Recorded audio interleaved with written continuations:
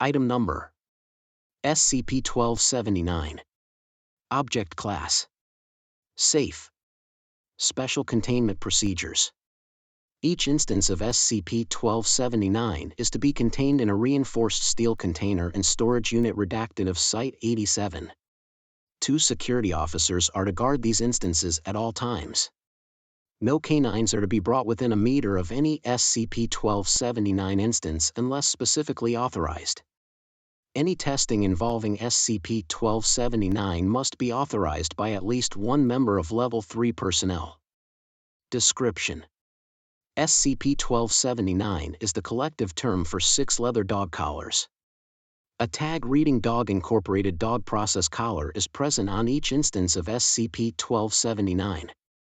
No anomalous physical properties are present in SCP-1279 instances, and their anomalous properties do not become apparent until an SCP-1279 instance is worn by any form of canine.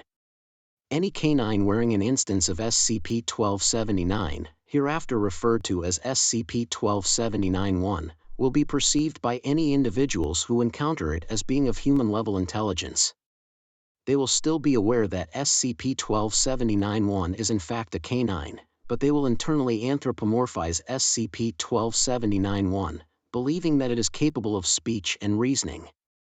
Different individuals affected by SCP-1279's anomalous properties will perceive SCP-1279-1 as saying different things.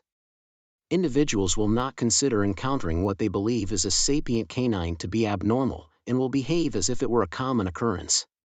This perception of anthropomorphic qualities will often result in individuals feeding SCP-1279-1 meals intended for humans and occasionally clothing them in garments intended for humans. Subjects typically cite SCP-1279-1's lack of modesty as the reason for doing this. Removal of SCP-1279 from SCP-1279-1 results in affected individuals once again perceiving SCP-1279-1 as a normal canine. Interview Log 1279-1. One instance of SCP-1279-1, Hank, was present at the interview. After the interview, both Dr. Matthews and Dr. Gregson recorded their respective perception of what had been said. This was in an effort to demonstrate the effect that SCP-1279-1 instances have on the way they are perceived. Interviewer's perspective: the entire interview is basically just them having a normal conversation. Beside the other being a talking dog, the interviewee's perspective is a little different. Despite prior knowledge of SCP-1279's effects, Dr. Matthews and Dr. Gregson still believed that SCP-1279-1 was an actual intelligent entity.